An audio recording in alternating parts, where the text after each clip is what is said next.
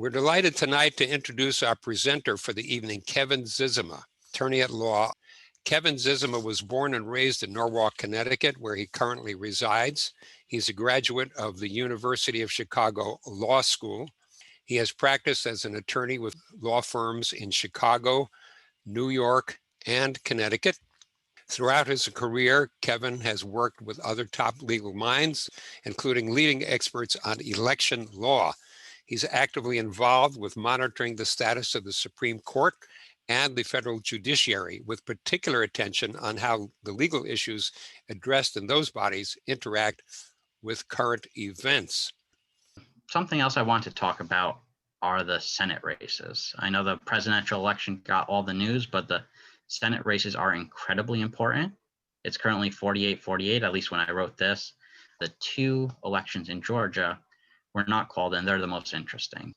There is Georgia Code 21-2-501 sub A sub 1, which basically says that if a candidate got less than 50% of the votes, that they don't get to take that seat. They have to have a runoff between the top two candidates, and whoever wins that election will take that seat, because presumably someone will get more than 50% when you only have two people. It's kind of crazy to see, and we are seeing it, and it's going to be incredibly important, because if those two seats do go to the Democrats, then it could be 50-50, and the tie-breaking vote goes to the vice president, which will be Kamala Harris. So that means Mitch McConnell will no longer be the Senate Majority Leader, and it's a very different world, and we'll kind of try and get into some of that and the implications of it. Another thing that I think is very interesting is another Georgia section is Section 10 in the same statute. And this is a good example of one of the weird things that you get in law that shows up from time to time. And it's a question of who could vote in this runoff. And this pretty much says only the electors who are duly registered to vote and not subsequently deemed disqualified to vote during the primary.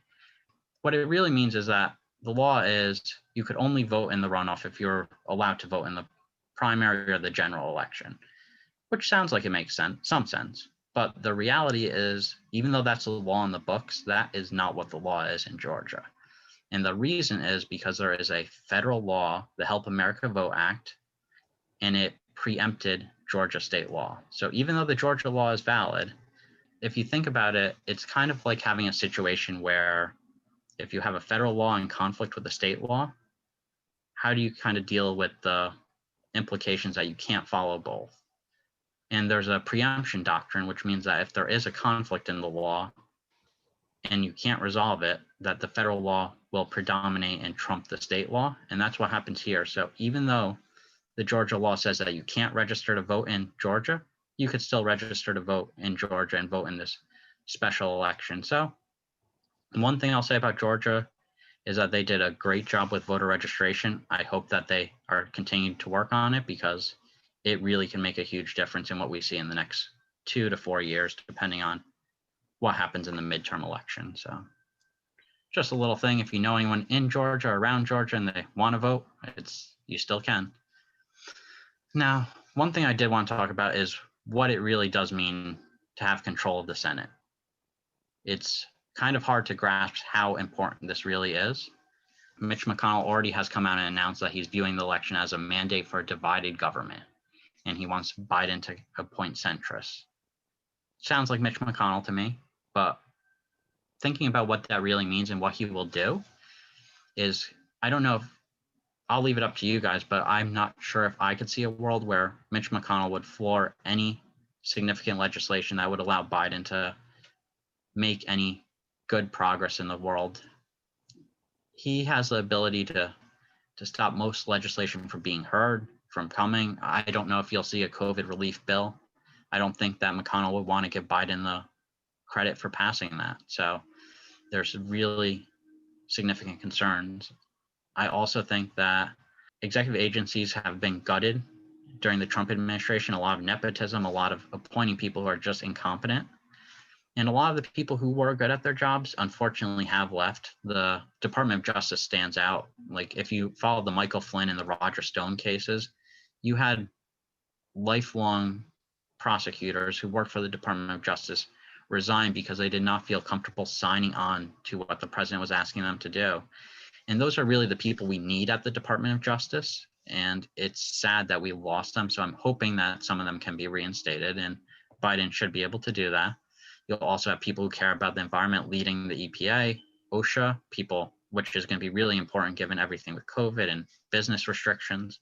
And you'll have people who believe in science actually at HHS. So that's going to be a big thing Biden could do. And there's not really much that the Republicans could do to stop it. But then we get to higher level positions, and they have something where certain positions need the advice and consent of the Senate in order to appoint anyone to a position. These include judges, cabinet members, and the attorney general. There's a lot more. There's probably around 100 positions, but these are the three I want to talk about. Judges, I don't think we're going to see a single judge appointed by Biden in his first 2 years if they do not get the majority of the Senate. It's what happened in the last year and a half of the Obama administration. It's what happened with Merrick Garland. It's why Trump was able to reform the federal judiciary as much as he had, because a year and a half of Obama appointments were not filled. So when Trump came in, he could just appoint away, and that's exactly what he did. And he really did change the landscape of the judiciary completely. So for cabinet members and attorney general, the question is, would McConnell ever floor those hearings? And he probably wouldn't. And if he did, you're going to have to find people who Romney, Murkowski, and Collins would be okay passing. And I don't think that's the world Biden wants to be in. And luckily, there is a way around it, and it's very complicated. I have to thank an attorney, Andrew Torres, who I did hear this from. It's something I would have never thought of. But there is the Federal Vacancy Reform Act. I'm not going to get into all the details, but I'm going to give you a little idea just so you understand quite how complicated it is going to be to just staff the government.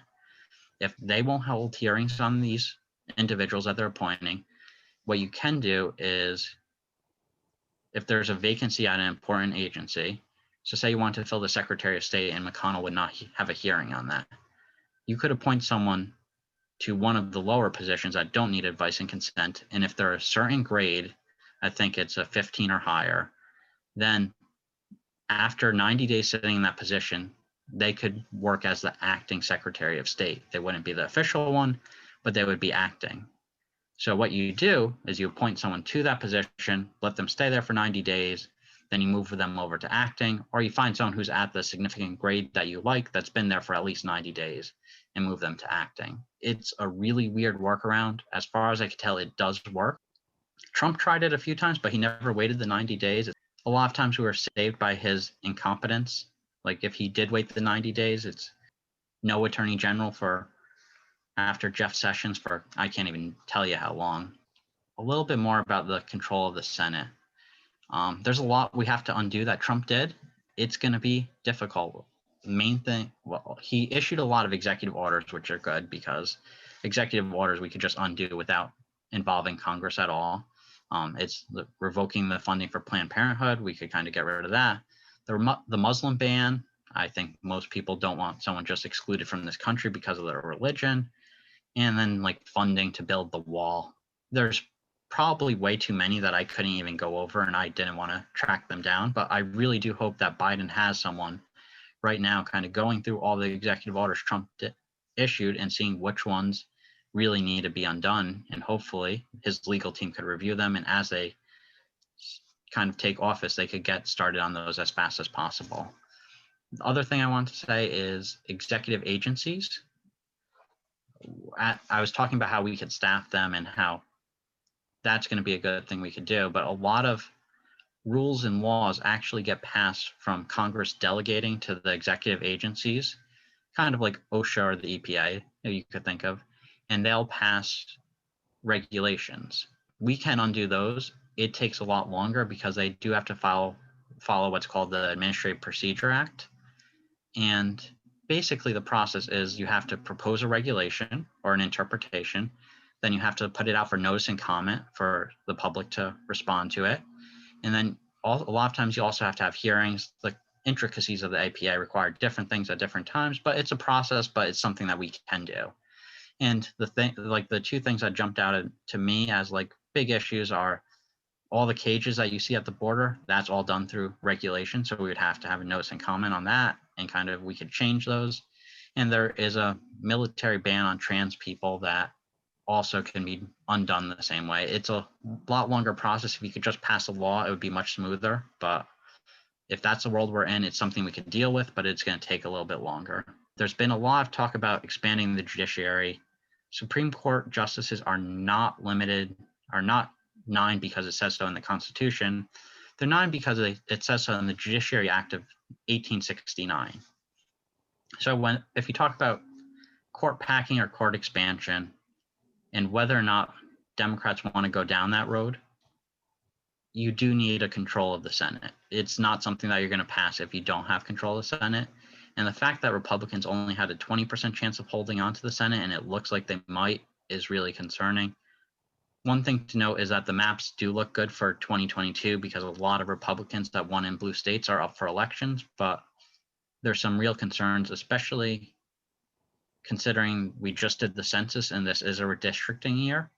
And this is the first time we are redistricting after the court has said that they are not going to rule on questions of political gerrymandering, Rucho v. Common Cause. And that basically says it's a non-justiciable issue, meaning the courts will not get involved in a political question of if someone gerrymandered for political reasons. So you can't gerrymander and say, well, I want to cut out the Hispanic and Black vote, because that's clearly against the rules. But if you're saying, oh, I'm not doing it because they're Hispanic or Black, I want to cut out the Democrat vote, that is not something that the courts will take up. A lot of the local elections and the state legislatures are the ones doing that. So even if you lived in a red state, being able to block the state legislatures from doing that by not giving supermajorities was really important this election. And we didn't do as good of a job as I was hoping. So we might see some crazy things happen in legislatures and in districting. So we might see some crazy districts, and I'm a little worried about that.